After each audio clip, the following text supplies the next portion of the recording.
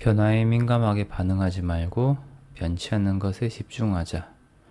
안녕하세요. 왕치고 부동산 임치호입니다. 제 영상 중에서 투자 자산의 속성 8번째, 자식의 미래를 위한 ETF 종목 TQQQ, 이 영상이 현재는 인기가 좀 많은 편인데 왜 그런지 생각을 해보니까 제가 투자 얘기를 하면서 나뿐만 아니라 자식, 손주 뭐 이런 게 중요하다는 얘기를 좀 몇 번 했는데 그런 것들이 좀 와닿으신 것 같아요. 이 그림을 보여드렸죠. 나뿐만 아니라 자식과 손주를 생각하면서 투자를 해야 된다. 이런 분들이 많으신 것 같아서 그런 분들에게 꼭 필요한 어떤 정보죠. 자식 또는 손주에게 ETF 사줄 때 증여신고하는 방법을 가르쳐 드리고 싶어 가지고 이 영상을 만들게 됐는데, 그러면은 증여신고를 왜 해야 되냐. 예를 들어 볼게요. 내가 자식 계좌로 1,000만원 계좌에 채식해 줬습니다. 그리고 그 1,000만원어치 ETF를 사줬어요. 그래서 시간이 한참 흘러서 그 ETF가 주가 상승으로 값어치가 2억이 됐습니다. 그러면은 과연 나는 자식에게 얼마를 준 거예요? 1,000만 원을 준 겁니까? 2억을 준 겁니까? 이게 애매할 수 있죠. 그래서 이러한 다툼을 없애기 위해서 내가 먼저 이 최초의 시점에서 증여액을 확정해 버리는 겁니다. 증여액을. 그러면은 이게 확정이 됐기 때문에 뒤에서 ETF를 사고 그 이제 2억 원어치 뭐 이제 주가 상승을 오르든 말든 이제 그거는 나와 상관없는 자식의 일이 되는 거죠. 그렇게 만들어 주는 거예요. 그래서 증여 신고를 하는 겁니다. 마침 제가 증여 신고할 게 2건이 있어 가지고 증여 신고하는 김에 영상을 만들어 봤습니다. 일단 증여 신고하기 전에 준비해야 될 게 있는데 뭐냐면은 자식 명의로 만든 증권계좌입니다. 그 증권계좌에서 계좌 개설 확인서를 발행해야 돼요. 계좌 개설 확인서를 컴퓨터에 파일로 저장을 먼저 해야 됩니다. 그리고 자식 명의 증권계좌에서 거래 내역서를 출력해야 돼요. 이게 준비사항입니다. 임채우는 접니다. 제 이름이 임채우니까 저를 말하는 거고, 12월 7일에 26만 원을 입금해줬다는 내용이 뜨죠. 여기에. 이건 7일이 아니라 16일 거죠. 여기 보면은 7일로 돼 있고 7일에 26만 원. 여기는 16일에 20만 원. 이렇게 돼 있죠. 16일에 또 TQQQ 사줄 일이 생겨가지고 계좌에 이체한 내역인데 저희 아이한테 용돈 10만 원이 들어와가지고 이걸 현금으로 둘 수는 없어가지고 저희 돈 10만 원 보태서 20만 원을 이체해주고 다음 날인가 TQQQ 한 주를 사줬어요. 현금 이체를 해주면 날짜별로 증여 신고를 해야 되기 때문에 그 날짜별로 거래 내역서를 다 준비해야 됩니다. 컴퓨터로 신고할 거면 홈택스 사이트에 들어가면 되고, 휴대폰으로 신고할 거면 손택스 앱을 깔면 되는데, 중요한 것은 자식이나 손주 명의로 회원가입을 하고 로그인해야 됩니다. 부모 아이디로 로그인하는 게 아니에요. 자식 아이디로 로그인했다면 신고 납부 카테고리에서 증여세로 들어갑니다. 증여세 신고 기간에 따라 정기 신고를 할지 기한 후 신고를 할지가 정해지는데, 여기 보면 설명이 있죠. 한번 읽어볼게요. 신고 대상자, 재산 등을 증여받은 자, 수증자. 그러니까 돈을 받은 사람이 신고하라 한다는 겁니다. 그리고 정기 신고, 납부 기한, 증여받은 날이 속하는 달의 말일부터 3개월 이내. 말이 참 힘들죠. 쉽게 생각해서 7월 1일에 자녀 계좌로 현금을 이체해 줬어요. 그럼 증여받은 날이 7월 1일이죠. 증여받은 날이 속하는 달은 7월이고 그 7월의 말일로부터 1개월, 2개월, 3개월 이내에 하란 말입니다. 10월 말일까지는 신고를 하라는 거죠.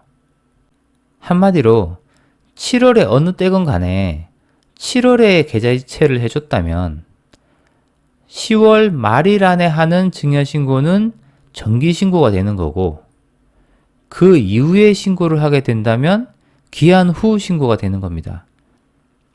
정기신고나 기한 후 신고나 신고 방법이나 절차는 다 똑같습니다.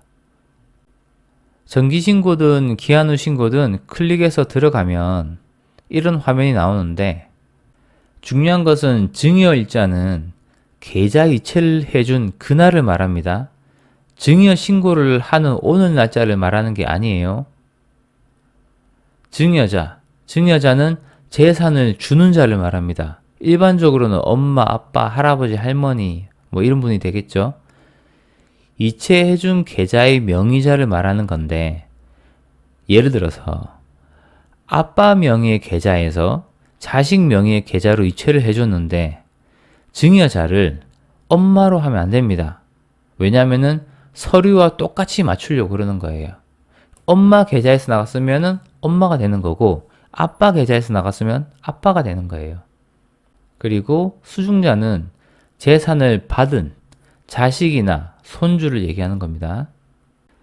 증여자와의 관계 선택에서 헷갈리면 안 되는 게 여기 옆에 오른쪽에 보면 파란색으로 예를 써놨죠. 아빠가 자식에게 증여하면 부를 선택하는 게 아니라 자를 선택하는 겁니다. 여기서 증여자와의 관계가 자 또는 손자 이렇게 되겠죠. 재산을 물려받는 사람이 미성년자라면은 미성년자에 체크를 해주는 거고 할아버지 할머니가 손주에게 증여하는 거면 여기에 체크를 해주는 겁니다. 그리고 저장 버튼을 누르면 어떤 걸 증여했는지를 선택하는 화면이 나오는데 현금 이체를 해줬으니까 현금을 계좌 이체해 줬으니까 증여 재산의 구분에서 일반을 선택해 줍니다. 증여 재산의 종류는 현금을 선택해 줘요. 평가 방법은 현금 등 시가를 선택해 줍니다. 그러면 평가 가액을 써라는 란이 나오는데 이 금액은 그 해당 날짜에 해당 당일날 이체해준 모든 금액 합산을 입력하면 됩니다. 그 날짜가 기준이에요. 등록하기 버튼을 누르면 자동으로 이렇게 빈칸이 채워집니다. 저장 버튼을 누르면 증여재산 공제를 입력하라는 칸이 나오는데 증여재산 공제를 입력하는 칸은 입력할 수 있게 돼 있고 나머지는 입력을 못하게끔 돼 있어요. 무슨 말이냐? 나머지는 홈택스에서 알아서 해줄 테니까 증여재산 중에서 공제할 금액만 입력해란 말이죠. 이것도 말이 좀 어렵죠. 증여재산 공제. 이거를 네이버에서 검색한 결과인데 뭐가 이제 읽어봐도 뭐 복잡하죠. 이해가 좀 쉽사리 되진 않는데 이걸로 설명드릴게요. 기준은 10년간입니다. 10년간. 10년이 기준이에요. 10년이 지나면 또 줄 수 있는 거예요. 주는 사람은 엄마, 아빠, 친할아버지, 친할머니, 외할아버지, 외할머니 이렇게 줄 수가 있고 받는 사람은 미성년 자녀나 손주는 2천만 원까지 줄 수 있고 성년인 자녀나 손주는 5천만 원까지 줄 수가 있습니다. 공제되는 금액을 말하는 겁니다. 그러면 여기서 이제 증여재산 공제 응용이 나오죠. 어떻게 할 수 있냐? 아빠가 2천, 엄마가 2천, 친할아버지 2천, 친할머니 2천, 외할아버지 2천, 외할머니 2천. 그래서 토탈 1억 2천을 줄 수가 있다. 이런 건 없습니다. 이런 말이 아니에요. 무슨 말이냐면은 다들 합쳐서 다 합쳐서 10년 안에 줄 수 있는 게 2천이란 말입니다. 그러면은 그 2천만 원이란 금액에 대해서는 세금을 안 매기겠다. 이 말이에요. 그러면은 공제 금액보다 더 많은 재산을 증여하고 싶으면 어떻게 해야 되냐? 간단해요. 증여세를 내면 되는 겁니다. 공제금을 초과한 금액에 대해서는 증여세를 내고 증여하면 되는 겁니다. 반드시 미성년자는 10년 안에 2천만 원 밖에 증여 못한다. 성인 자녀에게는 10년 안에 반드시 5천만 원 밖에 증여 못한다. 이런 말이 아닙니다. 그렇게 하게 되면은 세금을 안 낸다란 말이지 더 줘도 돼요. 더 주고 증여세를 내면 됩니다. 그러면 공제금액 내에서 최대한 증여하려면 어떻게 해야 되냐? 한마디로 증여세를 한 푼도 안 내는 범위 내에서 최대로 증여를 하는 방법은 뭐냐?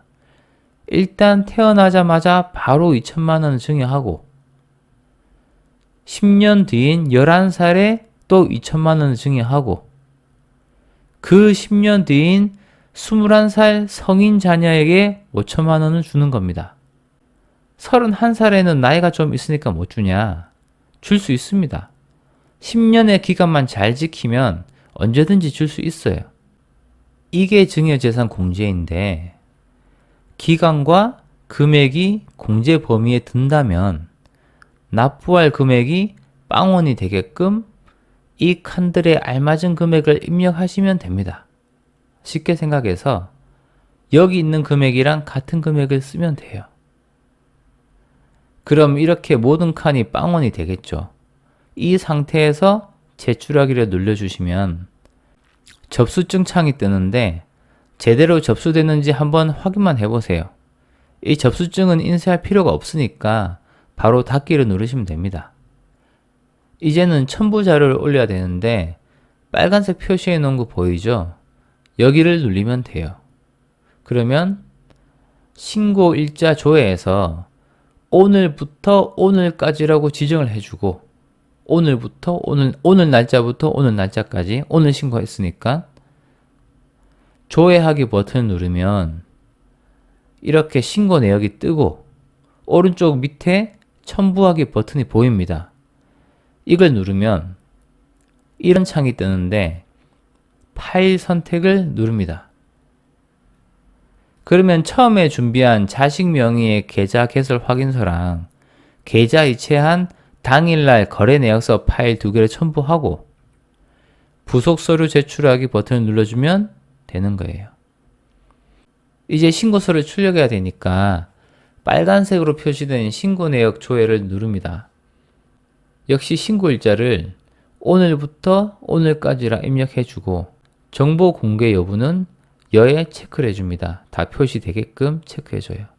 조회하기를 누르면 밑에 이렇게 신고 내역이 뜨는데 파란색으로 된 접수 번호를 누르면 신고서를 이렇게 파일로 저장할 수 있게 됩니다. 이렇게 하면 증여신고의 모든 과정이 끝나게 돼요. 자식 명의의 주식 계좌로 ETF를 사주실 분들은 이 증여신고를 계좌 이체 해줄 때마다 해줘야 하기 때문에 반드시 스스로 할 수 있어야 됩니다. 자식의 주식 계좌 관리에 있어서 아주 중요한 사항이 있어요. 첫 번째로는 자식 계좌 안에 있는 주식이나 ETF를 샀다 팔았다 하면 내가 투자한 것으로 됩니다. 한마디로 내가 내 계좌가 아닌 차명 계좌로 투자한 게 되는 거죠. 그리고 내가 샀다 팔았다 한 모든 거래 금액이 증여로 잡힙니다. 자식 계좌에서 거래가 일어났지만 샀다 팔았다 한 그 모든 행위의 주체는 부모죠. 그렇기 때문에 거래한 모든 거래 금액에 대해서 증여로 보는 겁니다. 그래서 한번 사놓으면 자녀가 성인이 될 때까지 묻어놔야 되는 거예요. 이러한 이유 때문에 어떠한 종목을 사놓고 묻어두는지가 엄청 중요해지는 거예요. 지금 잘 나가는 회사가 내 자식이 성인이 된 다음에도 잘 나갈 거란 보장이 없기 때문에 꾸준하게 우상향하는 ETF인 SPY, QQQ, TQQQ를 사주라는 겁니다. 그리고 반드시 3개월 안에 증여신고를 하시고요. 저희 구독자분들의 자식분들은 향후에 세금조사 대상이 될 거예요. 왜냐하면은 어린 나이에 엄청난 자산을 가지고 있을 거기 때문에 그것 때문에 필히 세금조사를 받을 겁니다. 그때 자식 계좌를 까보면 부모가 샀다 팔았다 했는지 증여신고는 했는지 다 나옵니다.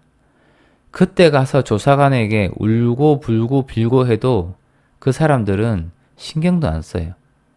그냥 범법자로 쳐다보면서 절차대로 이행할 뿐이에요. 내 자식과 내가 억울한 일 당하지 않게 미리미리 알 건 알아야 되고 할 건 해야 됩니다. 귀찮고 어렵다고 증여신고 안 하면 나중에 피눈물 납니다. 지금 내가 하는 모든 투자는 내가 죽어서도 이어지는 거예요. 내 자식과 내 손주에게 피해를 주지 않고 내가 심어놓은 이 영광을 내 후대가 온전히 누리게끔 증여 신청하는 거 꼭 배우셔서 ETF 한 주씩, 두 주씩 사줄 때마다 반드시 신고하셔야 됩니다. 한 번 더 말씀드리겠습니다. 주의사항 첫 번째, 자식이 성년되기 전까지는 묻어둬야 되고 이체 후 3개월 안에는 증여신고를 해야 되고 세무서 담당 공무원들은 절차를 따를 뿐이지 나에게는 아무 관심이 없어요. 정말 억울한 일 당할 수 있으니까 반드시 증여 신청하셔야 됩니다. 오늘 영상은 여기까지입니다. 감사합니다.